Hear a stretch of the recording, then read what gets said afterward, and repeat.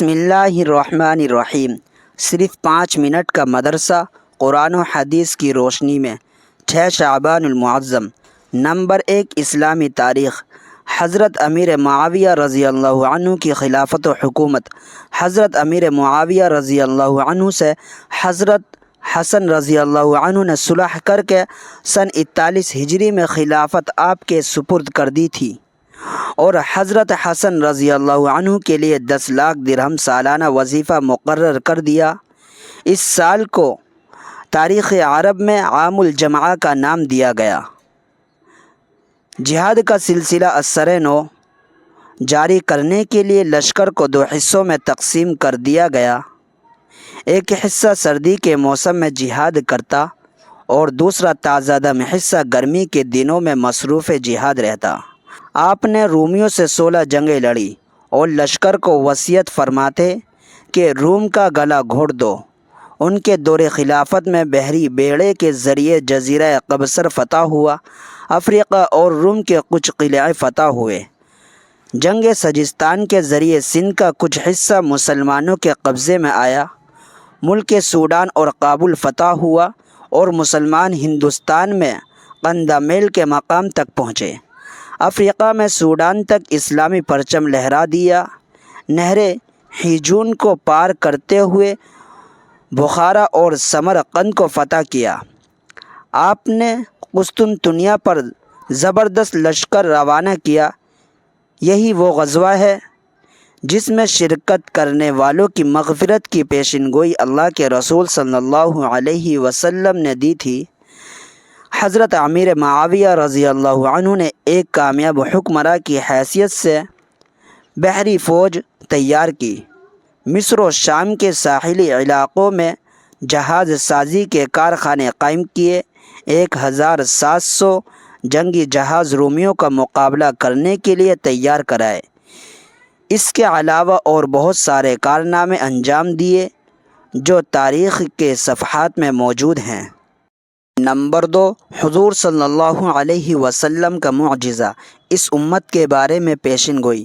رسول اللہ صلی اللہ علیہ وسلم نے فرمایا، تم لوگ ہو بہو ان لوگوں کے طریقوں کی پیروی کرو گے جو تم سے پہلے گزرے ہیں، یہاں تک کہ اگر وہ ایک جنگلی جانور سوس مار کے سوراخ میں گھسے ہوں گے تو تم بھی اس میں گھس جاؤ گے۔ لوگوں نے عرض کیا، یا رسول اللہ، پہلے آدمیوں سے یہود و نصارہ مراد ہیں۔ رسول اللہ صلی اللہ علیہ وسلم نے فرمایا، اور کون؟ خلاصہ، آج ہم لوگ یہود و نصارہ کی کتنی پیروی کر رہے ہیں یہ کسی کو بتلانے کی ضرورت نہیں، امت کے احوال سے بالکل ظاہر ہے۔ نمبر 3، ایک فرض کے بارے میں، اللہ ہی مدد کرنے والا ہے۔ قرآن میں اللہ تعالیٰ فرماتا ہے، اللہ تعالیٰ ہی زندگی و موت دیتا ہے، اللہ تعالیٰ کے علاوہ کوئی کام بنانے والا اور مدد کرنے والا نہیں ہے۔ خلاصہ، ان باتوں پر ایمان لانا ہر ایک مسلمان کے لیے فرض ہے۔ نمبر 4، ایک سنت کے بارے میں، گھر سے نکلتے وقت کی دعا۔ رسول اللہ صلی اللہ علیہ وسلم نے فرمایا، جو شخص اپنے گھر سے نکلتے وقت یہ دعا پڑھے تو اس سے کہا جاتا ہے، ہر چیز کے شر سے تیری حفاظت کر دی گئی اور شیطان اس سے دور بھاگ جاتا ہے۔ دعا یہ ہے، بسم اللہ توکلت علی اللہ لا حول ولا قوت الا باللہ۔ ترجمہ، میں اللہ کا نام لے کر اور اسی پر بھروسہ کرتے ہوئے گھر سے نکلتا ہوں، نیک کام کرنے کی طاقت اور گناہوں سے بچنے کی طاقت اللہ ہی کی طرف سے ہے۔ نمبر 5، ایک اہم عمل کی فضیلت، یتیم کی پرورش کرنے والا۔ رسول اللہ صلی اللہ علیہ وسلم نے فرمایا، میں اور یتیم کی پرورش کرنے والا جنت میں اس طرح ہوں گے۔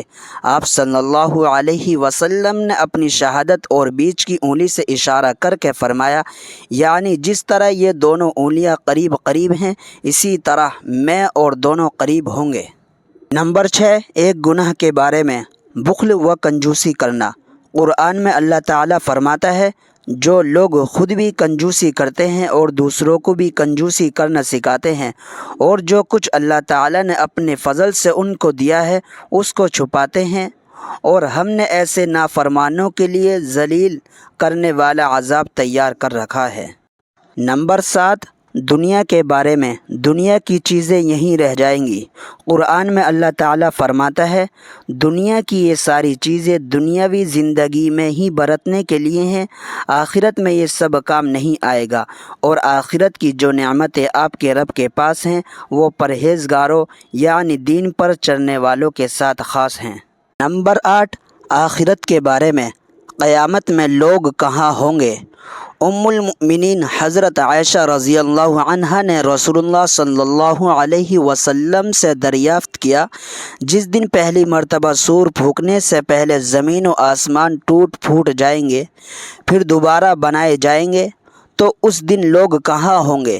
رسول اللہ صلی اللہ علیہ وسلم نے فرمایا پل صراط پر ہوں گے۔ نمبر 9، طب نبی سے علاج، تلبینہ سے علاج۔ حضرت عائشہ رضی اللہ عنہا بیمار کے لیے تلبینہ تیار کرنے کا حکم دیتی تھی اور فرماتی تھی کہ میں نے رسول اللہ صلی اللہ علیہ وسلم کو فرماتے ہوئے سنا ہے کہ تلبینہ بیمار کے دل کو سکون پہنچاتا ہے اور رنج و غم کو دور کرتا ہے۔ فائدہ: جو کو کوٹ کر دودھ میں پکانے کے بعد مٹھاس کے لیے اس میں شہد ڈالا جاتا ہے، جسے تلبینہ کہتے ہیں۔